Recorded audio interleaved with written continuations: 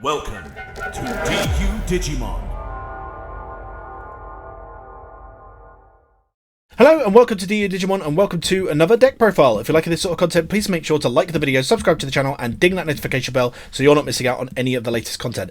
It does not feel like that long since I did an Omnimon profile. I definitely did one like maybe a couple of weeks ago for EX9.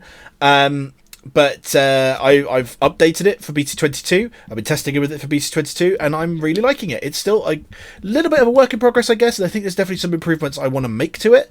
But sometimes you make your improvements, you accidentally make a fault instead. So you know, I'm seeing what can be done with it. You know, let me know in the comments if there are things that you'd like to try instead with this build. But let's get into the card by card. Starting off course, we've still got the Koromon egg. We didn't get a new Koromon egg in BT22, so we're still using the BT14 one for that draw when a security stack is removed from. Just gets us draw from basically everything in the deck, so not bad. Then got 3 copies of the BT17 Agumon. So this one we just push up if we've got a tie, or if we've got a tie in play, and then we grab a Garurumon, Greymon, or Omnimon from our trash, and has that end of turn DNA. All of our rookies have that end of turn DNA inheritable, which is why I've kept these 4 specifically in. But I'm tempted to replace one of them for another searcher, and I'll get into which one that is in a minute. Then we've also got the BT22 Agumon, who does the same job as the BT17 one, but instead of doing it at the start of main phase and needing tie out, you just do it as an on-play.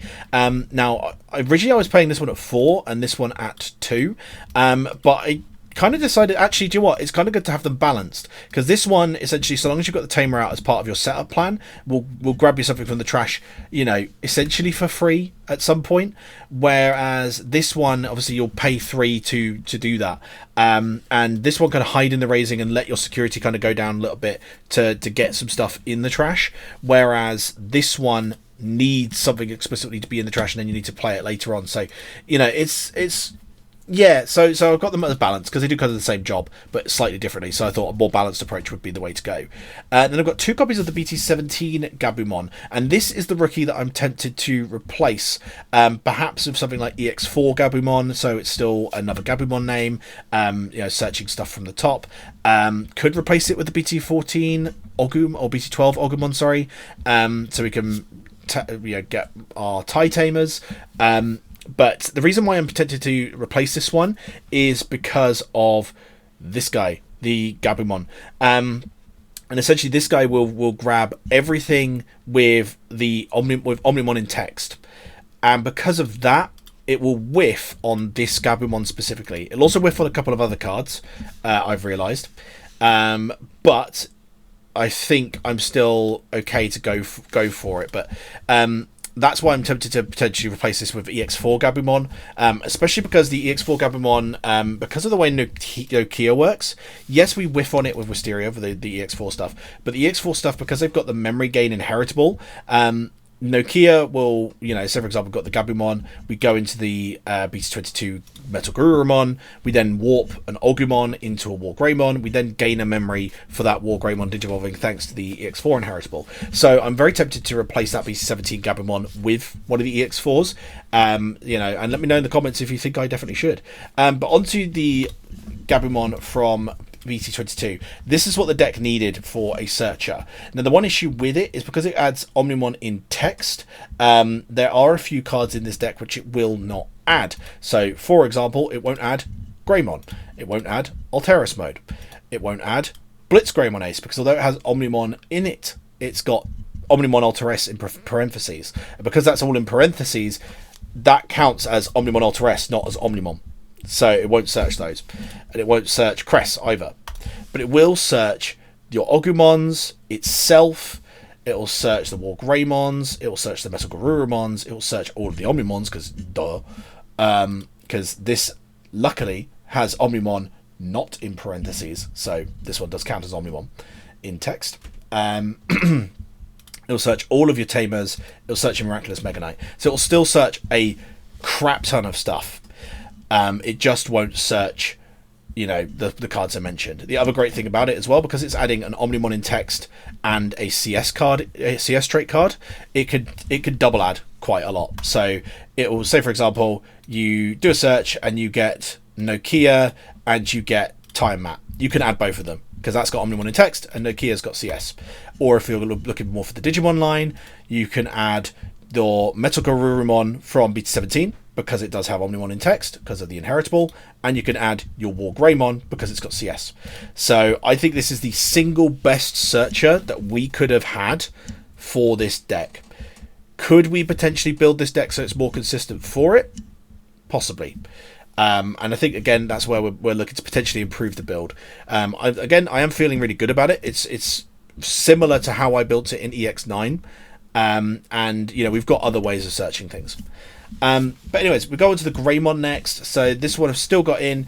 It will essentially gain the name of everything underneath it, and if its name is Koromon, it gets 3000 DP and then deletes something with as much less DP as itself. So that's a nice little thing. Has a non-deletion as well. Plays out a Tai Kamiya or Kara Kamiya, or lets you hatch in the breeding area. So it lets you kind of be a little bit aggressive on your turn, or lets you get a bit of setup for, you know, if it dies on the opponent's turn. So obviously it won't play out your Nokia, which is a shame.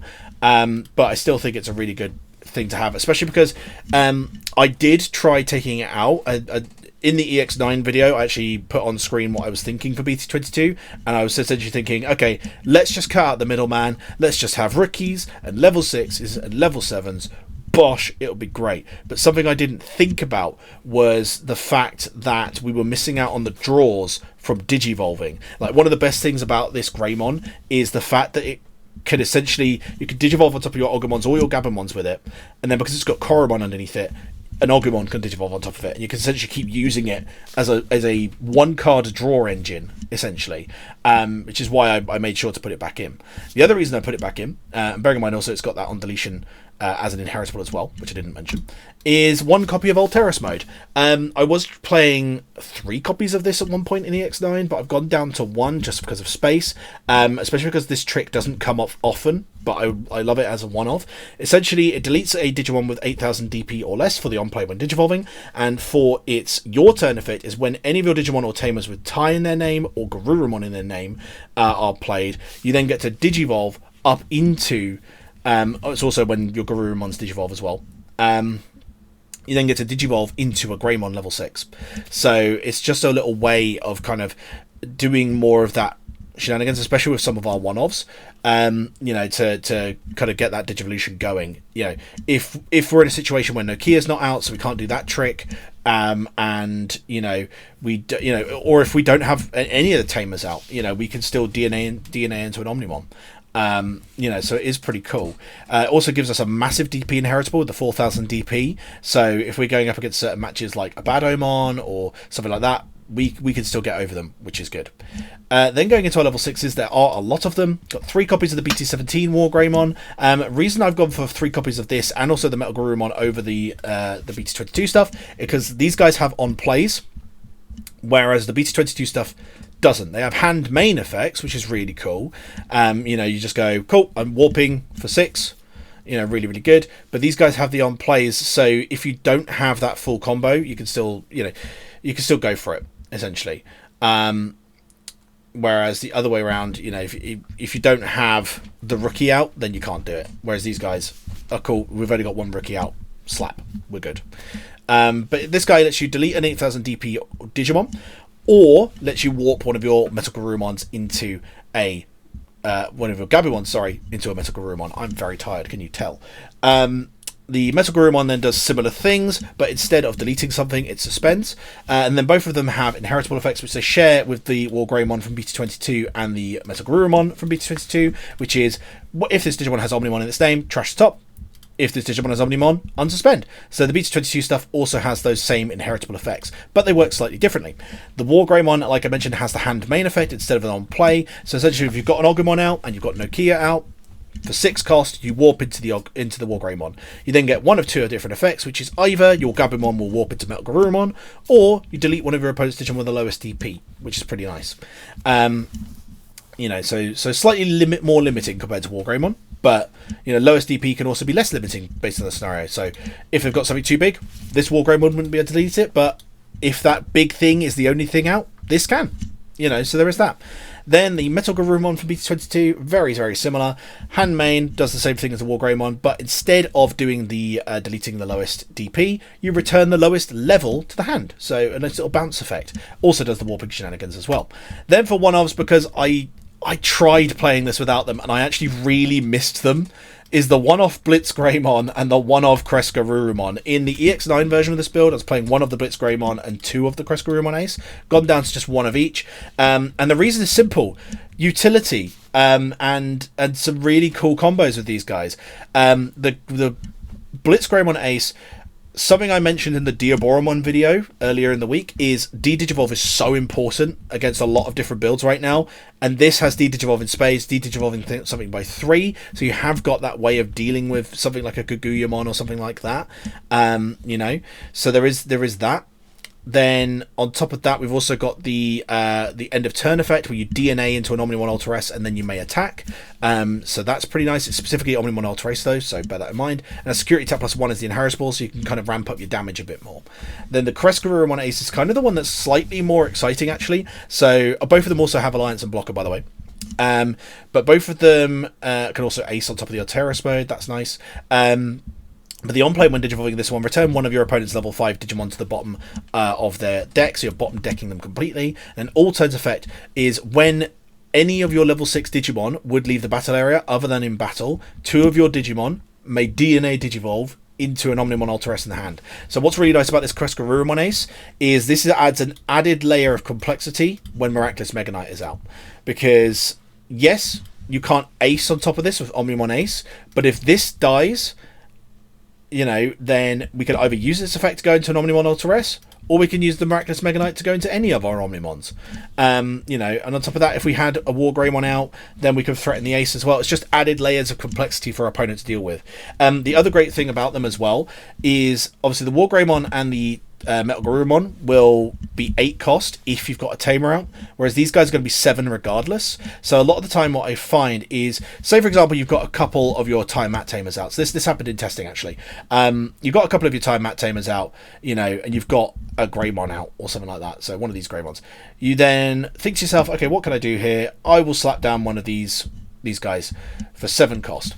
You've got your 2 Time Mat Tamers out, you suspend those, gain 4 memory back to your turn.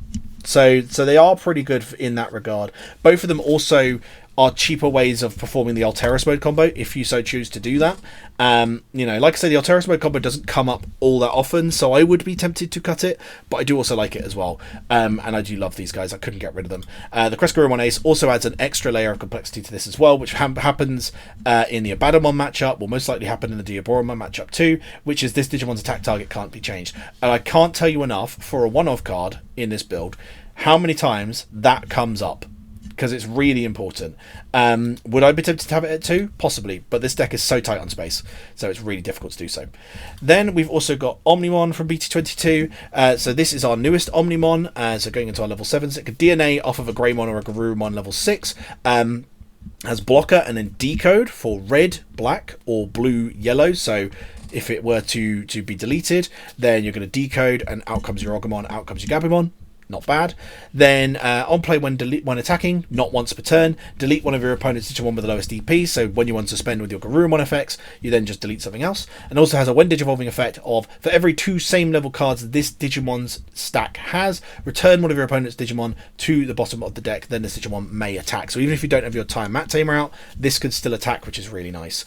That kind of bottom decking effect is also really good. Now admittedly, I've only got this at 2 copies, so it's not actually come up as much as I would like, and the reason we've got it as 2 copies is because absolutely obviously Omnimon Alterous is the best Omnimon card ever printed.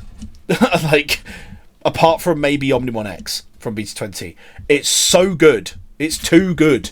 When Digivolving, if you're DNA Digivolving, you're just unaffected for the turn by anything, which is awesome. And then you also delete all of your opponent's Digimon with the highest DP, or highest level, sorry.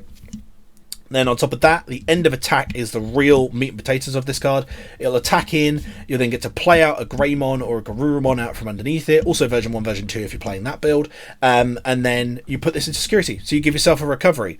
Then if you've got another Omnimon, you know, in your hand, just DNA again. It's so good. It's a one card OTK. Like I went on about this a couple of weeks ago. I'm still gushing over it. It's a great card, you know, because essentially you could just go swing, trash, unsuspend. I'm not going to use the end of attack. Swing, other check. Now I'm going to use the end of attack. Out come my bodies into another Omnimon. Swing, trash, unsuspend, swing, OTK, done. It's just stupid card, and I love it. And it probably will get banned at some point if I was a betting man. Then we've also got 2 copies of the Omnimon Ace. I was kind of tempted to bump this down to 1, not gonna lie, for the consistency, but I like having the potential of an Ace in hand just to kind of scare them off, especially because this still has one of the most devastating removal effects of any Omnimon. It's got raid and blocker, so it could potentially, you know, raided something and beat it over and be defensive. But its DNA Digivolving effect is you just choose one of your opponent's Digimon and then you return every Digimon with the same level to the bottom of the deck. So in the Diaboromon matchup, that's really good. You know, against some other builds, really good. Also then deletes a Digimon as well, so it can still come up, still does really well. I would be tempted to change it out for something like maybe Alter B, or maybe another copy of the BT22 Omnimon, something like that, or maybe some other consistency tools, maybe some searching rookies. You know, because this one can be searched in this deck, but not by your Wisteria because it's white. So I would be tempted to swap it out. But, I mean, Alter B can't be searched by Wisteria, can it? So there's that too. But, you know, I still like it for the defensive capability. Then we go into our Tamers. We've got 3 of the time map from BT17. Lets your Omnimons attack at the end of the turn, so attacking a player specifically. And then also has the Alterous effect of when one of your Digimon is played or Digivolved. If you've got a Greymon, gain 1 memory. If you've got a Garurumon, gain 1 memory. And it also shares that effect with the EX9 time map. And this one will also either grab you a Garurumon, Greymon, or Omnimon from the trash, or if you don't do that, you draw 1 card instead. So these 2 in conjunction can gain you a lot of memory, which is really nice. And to round off the Tamers, we've got the new Nokia. So this is our memory setter, sets us to 3. I've got 3 copies of this. If you have 1 or fewer Digimon, this is a start of main or on-play effect. You get to play out an Agumon or a Gabumon from your hand without paying the cost. And then all turns, your Greymon, Garurumon, or Omnimon gain 1000 DP. So you have all 3 of them out, that's 3000 DP. That's enough to get over most kind of other level 7s, which is pretty nice. But essentially, she works in this deck like BT16 Davis and Ken does for Imperial Dramon, which is nuts. You know, granted, the combo hasn't come up that much for me. Going, you know, BT22, you know, Warp Shenanigans, DNA. But she is still really nice for, you know, for being a memory setter. Then our options, we've got Miraculous Mega Knight, of course, it's our trap card.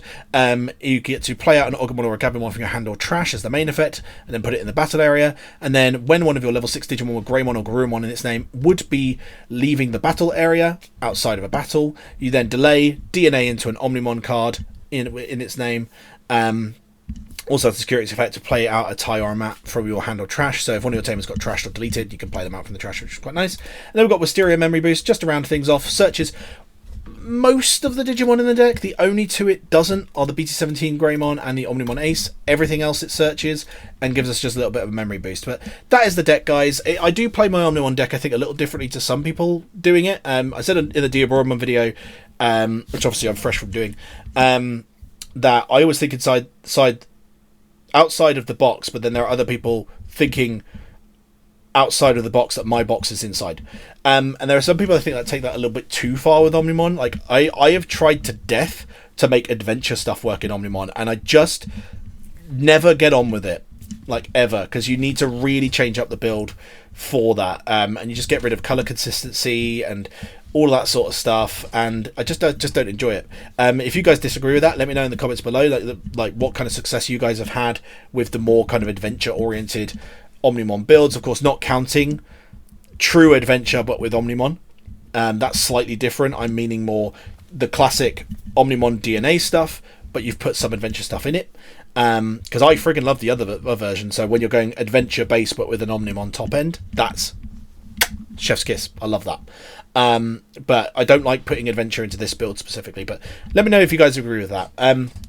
Anyways, like, subscribe, ding that notification bell, and we'll see you again on the next video. But until then, keep it digital.